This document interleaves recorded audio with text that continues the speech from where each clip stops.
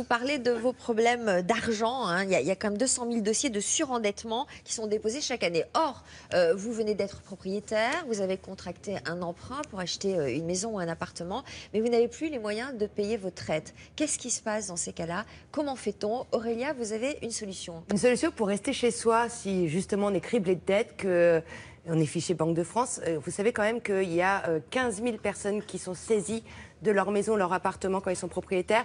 223 000 effectivement personnes en France qui sont fichées Banque de France.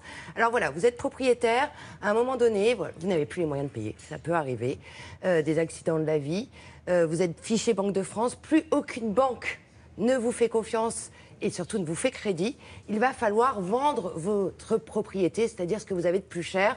Et parfois, c'est une vente qui se fait par saisie, une vente à la bougie, c'est-à-dire que vous avez une maison qui peut valoir 200 000 euros, elle sera estimée et vendue à 80 000 euros, donc finalement, vous n'avez pas effacé toutes vos dettes.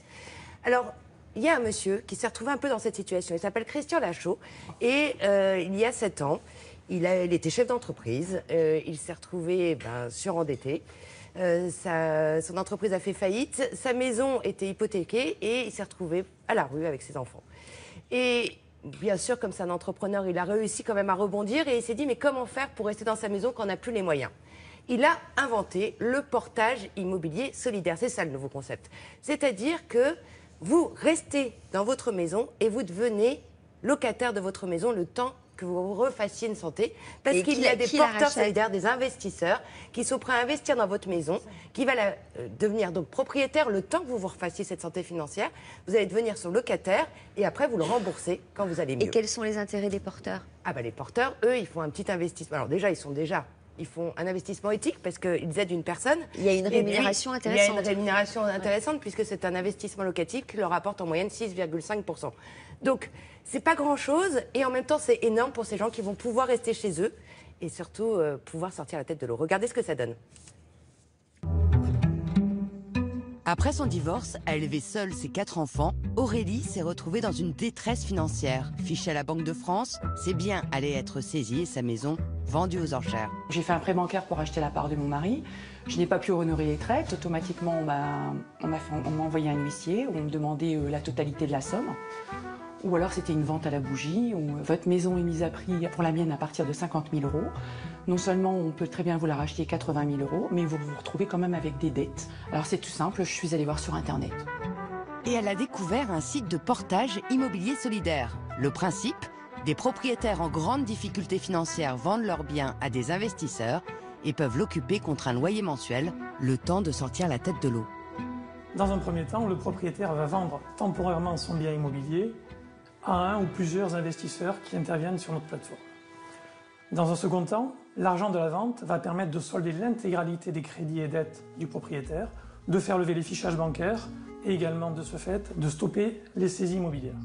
Et dans un troisième temps, le propriétaire va devenir locataire de son bien. Il va payer de ce fait un loyer qui va être un loyer de marché et qui ne dépassera jamais un tiers de ses revenus.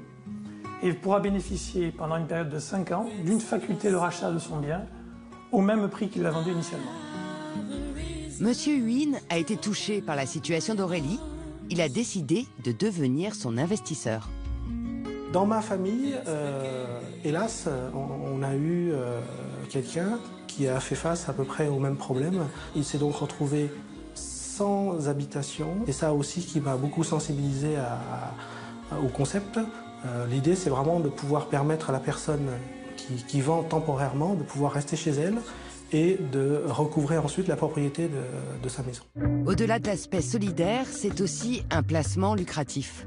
Il va réaliser une opération rentable puisque le montant du loyer va lui rapporter un rendement de 6,5% avec une fiscalité très avantageuse qui est la fiscalité des loueurs en meublé.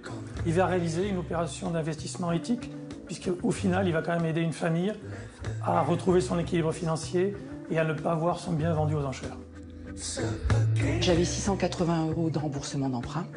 Avec le portage immobilier, j'aurai un loyer qui tournera aux alentours de 300, 320 euros. Et je trouve ce qui est formidable, c'est que vous pouvez vous racheter votre maison, quoi. C'est ça, et c'est un poids de moins sur les épaules. Aurélie réalise son vœu le plus cher, que ses enfants grandissent dans leur maison. Et quand ils voleront de leurs propres ailes et qu'elle ne les aura plus à charge, elle pourra alors retrouver les ressources et redevenir propriétaire. Alors donc c'est déjà une solution en vigueur, ça concerne déjà beaucoup de personnes. Et alors pour Aurélie, c'était parfait la situation. Voilà, je vais vous parler juste. Au départ, moi j'étais un peu sceptique. Est-ce que c'est pas une façon de se faire un peu de l'argent sur le dos des personnes qui sont vraiment désespérées? C'est pour ça que j'ai rassemblé la personne qui est Aurélie, qui elle était cette ancienne propriétaire. J'ai rassemblé le nouvel investisseur. Vous avez réuni, vous voulez dire. Oui. Ouais. Et je les ai tous rencontrés.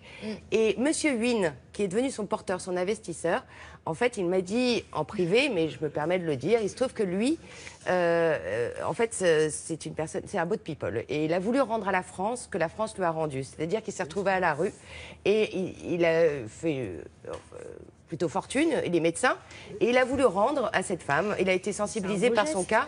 Et il a voulu le rendre. En même temps, ça lui rapporte plus qu'un placement à l'heure actuelle sûr à la banque. Il y a banque. d'autres placements qui pourraient lui rapporter plus. Oui, mais un placement celui-là, c'est un investissement aussi. Puis c'est aussi un pari sur cette dame, parce qu'on ne sait pas si elle pourra reverser ses mensualités tous les mois. Alors qu'est-ce qui se passe justement si au terme, si au bout du compte, elle n'y arrive pas?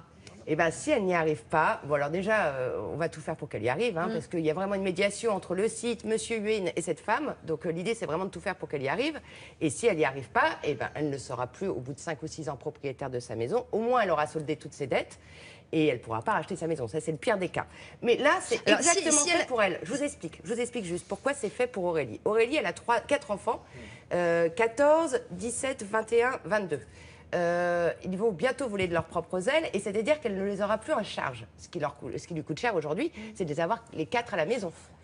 Et non, mais c'est pas ça, ça coûte cher quand même d'élever ses enfants. Donc dans quelques années, parce qu'elle les a à charge. Après, elle les aura plus dans sa maison, mais elle devra leur payer autre chose. Mais ça coûte encore ils plus vont cher. leur proposer, ils vont trouver leur premier emploi, etc.